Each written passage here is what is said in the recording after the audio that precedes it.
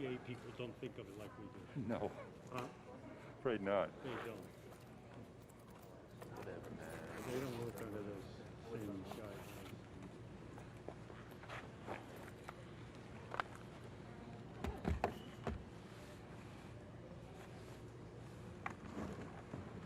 So what, you record this and then upload it? What's that? Yeah, exactly.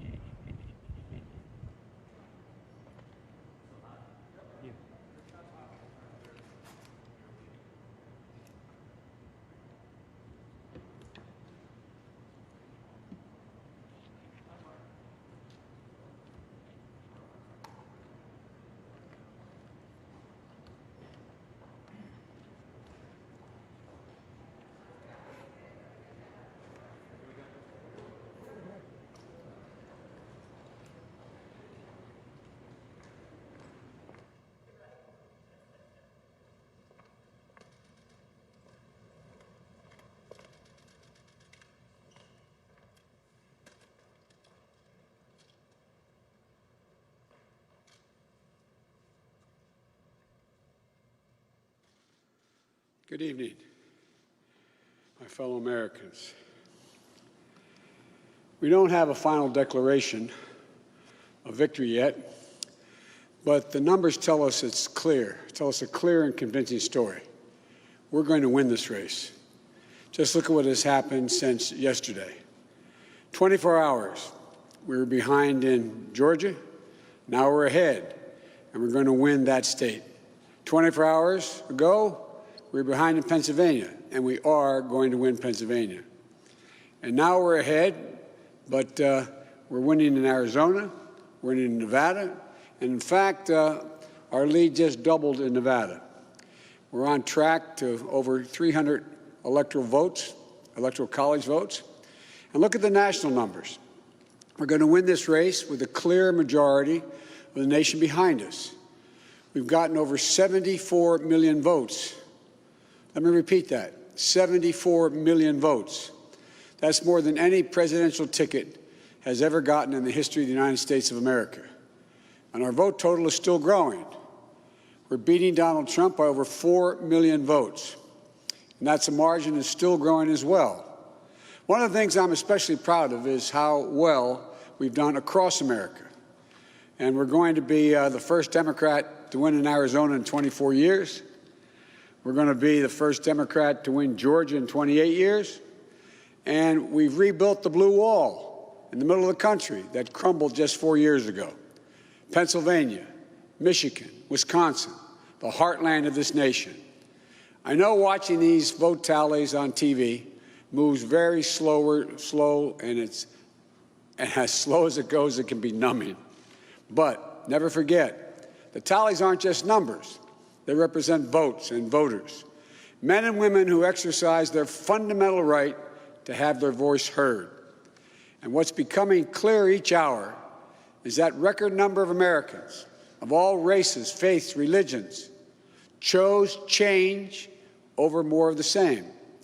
They've given us a mandate for action on COVID, the economy, climate change, systemic racism. They made it clear they want the country to come together, not continue to pull apart. The people spoke, more than 74 million Americans, and they spoke loudly for our ticket.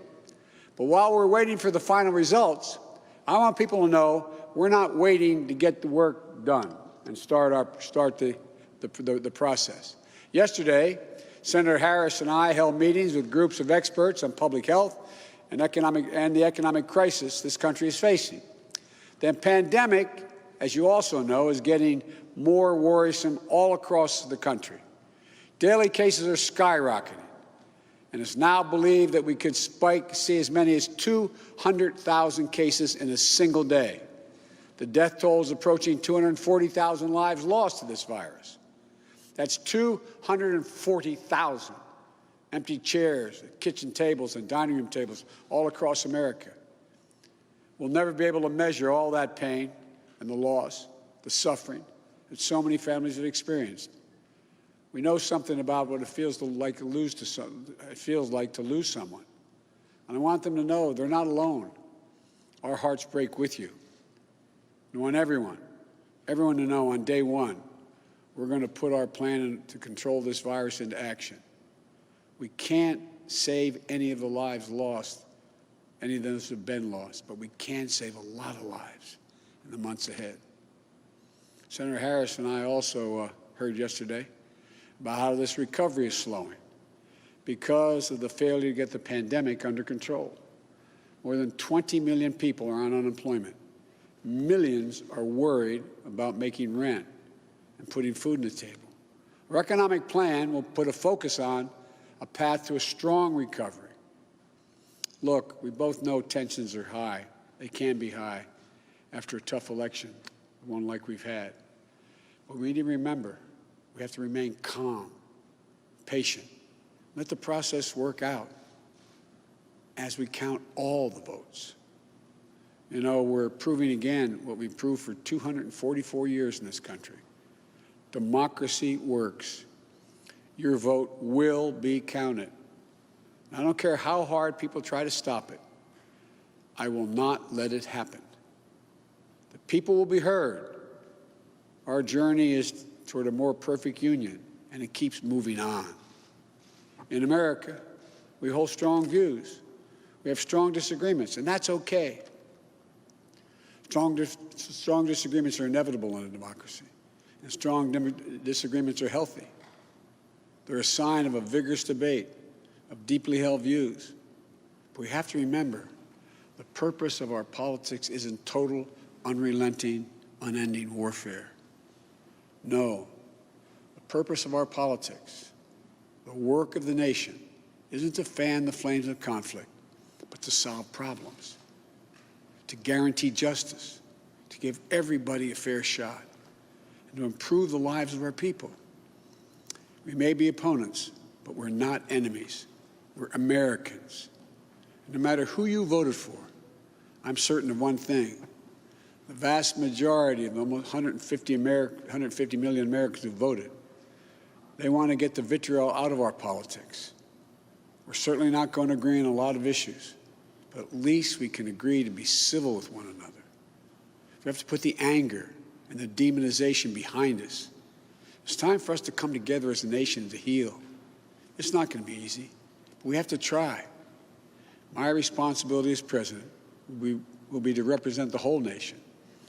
And I want you to know that I'll work as hard for those who voted against me as those who voted for me. That's the job. That's the job. It's called the duty of care for all Americans. We have serious problems to deal with, from COVID to the economy to racial justice to climate change. We don't have any more time to waste on partisan warfare. You know, and more than that, we have such an incredible opportunity to build the future we want for our kids and our grandkids. I've said many, many times, I've never been more optimistic about the future of this nation. There is no reason we can't own the 21st century. We just need to remember who we are. This is the United States of America. And there's never been anything we've been unable to do, unable to accomplish when we've done it together. I hope to be talking to you tomorrow. I want to thank you all, and may God bless you, and may God protect our troops. Good night.